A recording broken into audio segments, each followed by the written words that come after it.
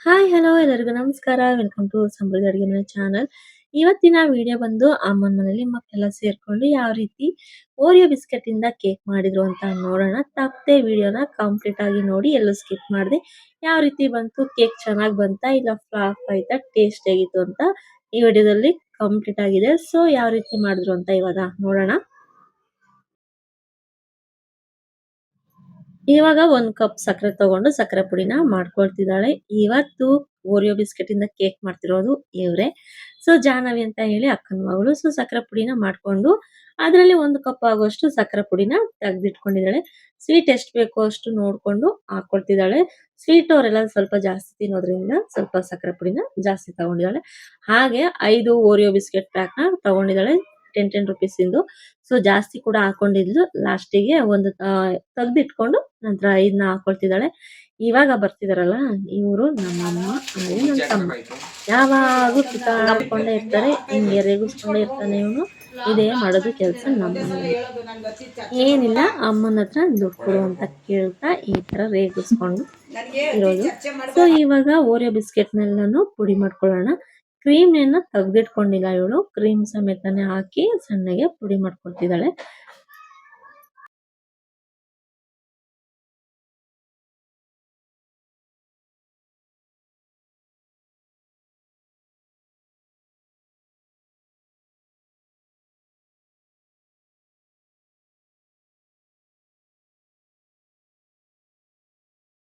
ಬಿಸ್ಕೆಟ್‌ನ ಪುಡಿ ಮಾಡ್ಕೊಂಡಿದ್ದಾಗಿತ್ತು. ತುಂಬಾ ಸಣ್ಣವಾಗಿ ಪುಡಿ ಮಾಡ್ಕೊಂಡಿದ್ಲು. ತರ್ತರಿಯಾಗಿ ಕೂಡ ಯಾವುದೇ ರೀತಿ ಇರ್ಲಿಲ್ಲ. ಸೊ ಈ ತರ ಪುಡಿ ಮಾಡ್ಕೊಂಡಾದ್ಮೇಲೆ ನೆಕ್ಸ್ಟ್ ಏನ್ ಮಾಡ್ತಾರೆ ನೋಡೋಣ.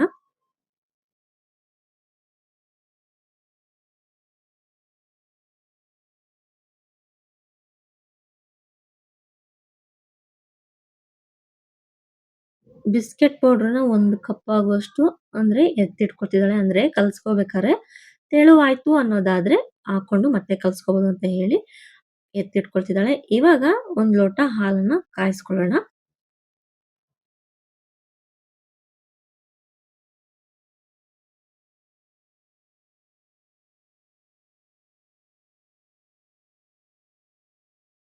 ಹಾಲು ಕೂಡ ಚೆನ್ನಾಗಿ ಕಾಯ್ದು ಮಳ್ಳಿದಾಯ್ತು. ಸೊ ಇವಾಗ 1 ಲೋಟಕ್ಕೆ ಎತ್ತಿಟ್ಕೊಳ್ಳೋಣ ಇವಾಗ.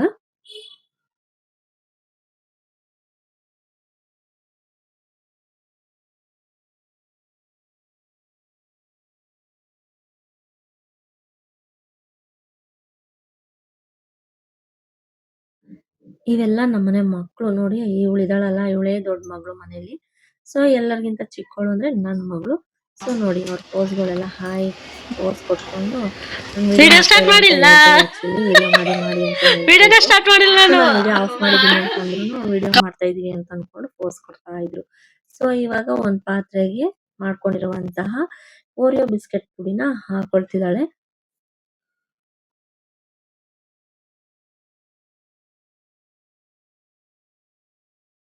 ಇದಕ್ಕೆ 1 ಕಪ್ ಸಕ್ಕರೆ ಪುಡಿ ತಗೊಂಡಿದ್ಲಲ್ಲ, ಇವಾಗ ಸಕ್ಕರೆ ಪುಡಿನ ಹಾಕೊಳ್ತಿದ್ದಾಳೆ.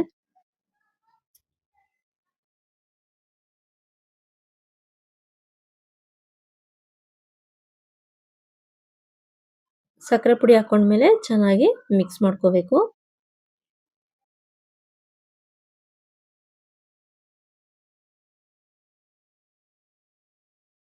ಯಾವುದೇ ರೀತಿ ಗಂಟಿಲ್ದಲೆ ಚೆನ್ನಾಗಿ ಮಿಕ್ಸ್ ಮಾಡ್ಕೊಳ್ಳಿ. ಇಲ್ಲ ಅಂತ ಅಂದ್ರೆ ಗಂಟಾಗ್ಬಿಟ್ರೆ ಕಲ್ಸ್ಕೊಳ್ಳೋಕೆ ಕಷ್ಟ ಆಗುತ್ತೆ. ಸೊ ಯಾವುದೇ ರೀತಿ ಗಂಟಿಲ್ದಲೆ ಮಿಕ್ಸ್ ಮಾಡ್ಕೊಂಡ್ ನಂತರ ಕಾಯಿಸಿ ಆರಿಸಿಟ್ಕೊಂಡಿದ್ದಂತ ಹಾಲನ್ನ ಹಾಕೊಂಡು ಸ್ವಲ್ಪ ಸ್ವಲ್ಪನೇ ಚೆನ್ನಾಗಿ ಮಿಕ್ಸ್ ಮಾಡ್ಕೊಳ್ತಾ ಬರ್ಬೇಕು.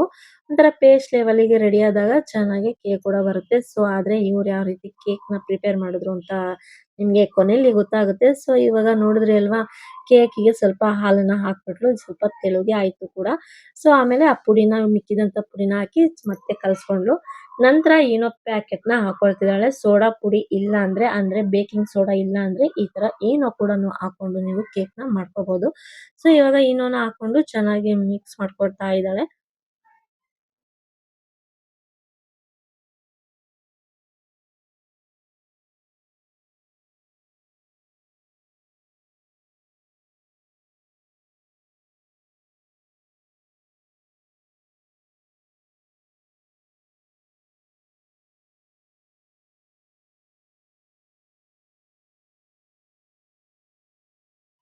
ಕೇಕ್ ಬ್ಯಾಟರ್ ರೆಡಿ ಆಗಿದೆ. ಸೊ ಇವಾಗ ಒಂದು ಪಾತ್ರೆಗೆ ಹಾಕೊಳ್ಳೋಣ.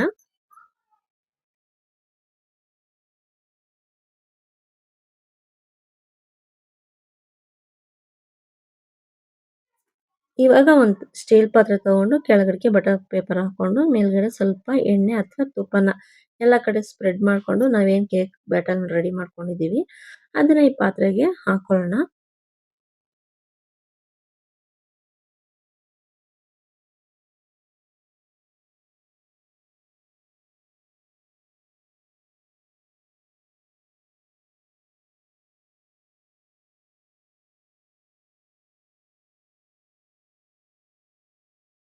ಇವಳು ಯಾಕೆ ನಿಂತಿದ್ದಾಳೆ ಅಂತಂದ್ರೆ, ಸೊ ನೀವು ನೋಡಿ ಇದನ್ನ ಯಾಕೆ ಅಂತ ಗೊತ್ತಾಗುತ್ತೆ.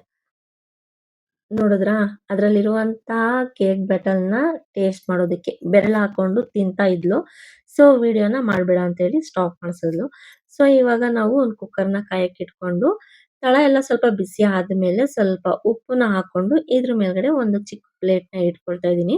ಸೊ ಚಿಕ್ಕ ಪ್ಲೇಟನ್ನ ಇಟ್ಕೊಂಡು ಸ್ವಲ್ಪ ಬಿಸಿ ಆದ್ಮೇಲೆ ನಾವೇನ್ ಕೇಕ್ ಬ್ಯಾಟರ್‌ನ ಒಂದು ಪಾತ್ರೆಗೆ ಹಾಕೊಂಡಿದೀವಿ ಆ ಪಾತ್ರೆನ ನಾವು ಕುಕ್ಕರ್ ಒಳಗೆ ಇಟ್ಕೊಂಡು ಒಂದು 45 ಮಿನಿಟ್ ನಾವು ಕುಕ್ ಆಗೋದಕ್ಕೆ ಹಾಗೆ ಸಿಮ್ಮಲ್ಲಿ ಇಟ್ಕೊಂಡು ಬೇಯಿಸ್ಕೋಬೇಕು ಇದನ್ನ.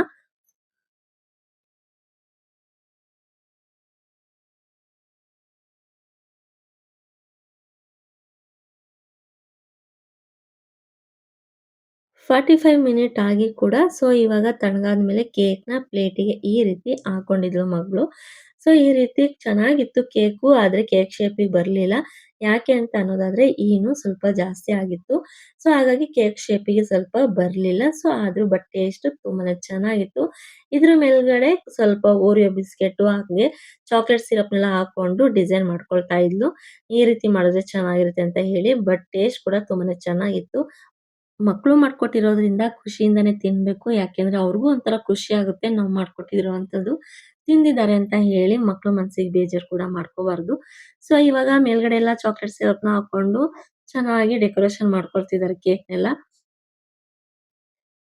ಕೇಕ್ ಶೇಪಿಗೆ ಬಂದಿಲ್ಲ ಅನ್ನೋದ್ ಬಿಟ್ರೆ ಸೊ ಟೇಸ್ಟ್ ಕೂಡ ತುಂಬಾನೇ ಚೆನ್ನಾಗಿತ್ತು. ಸೊ ನೋಡ್ತಾ ಇದ್ದೀರಲ್ವಾ ಮೇಲ್ಗಡೆ ಎಲ್ಲ ಬರೀ ಚಾಕ್ಲೇಟ್ ಮತ್ತೆ ಓರಿಯೋ ಬಿಸ್ಕೆಟ್‌ನ ಹಾಕೊಂಡಿದ್ದಾರೆ. ಸೊ ಟೇಸ್ಟ್ ಕೂಡ ನೋಡ್ತಿದ್ದಾರೆ. ಸೊ ಅವ್ರ ಒಪಿನಿಯನ್ ಹೇಗಿದೆ ಬನ್ನಿ ಟೇಸ್ಟ್ ತಿಂತಾ ಇದ್ದಾರೆ. ಸೊ ಅವ್ರ ಒಪಿನಿಯನ್ ಹೇಗಿದೆ ಅಂತ ನೋಡೋಣ.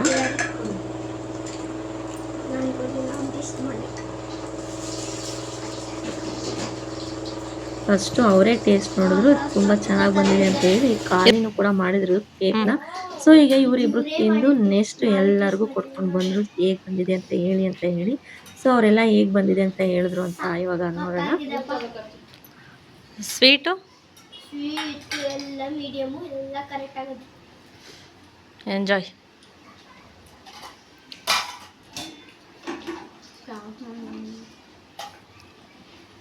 ನಾವೇ ಬಿಡೋದು ಒಂದು ನಿಮಿಷ ಕೊಡ್ತೀನಿ. ಎಷ್ಟು ಹೇಳಿದ್ದೀನಿ ಗೊತ್ತಾ? ನಾನು ಹೇಳ್ತಾರೆ ಇಲ್ಲ ಟೇಸ್ಟ್ ನೋಡ್ಬಿಟ್ಟು ಸೂಪರ್ ಆಗಿದೆ, ತುಂಬಾ ಚೆನ್ನಾಗಿತ್ತು. ಇನ್ನೊಂದು ಸ್ಪೂನ್ ತಿನ್ನು. ಅವರಮ್ಮ ಸೂಪರ್ ಆಗಿದೆ ಅಂತ ಹೇಳ್ಕೊಂಡು ಹೋಗಿದ್ರು ಅವಳಿಗೆ ನಗು ಬರ್ತಿತ್ತು. ಸೊ ಇವ್ ನನ್ನ ಮಗ. ಸೊ ಅವನು ಟೇಸ್ಟ್ ನೋಡ್ತಿದ್ದಾನೆ ಬನ್ನಿ.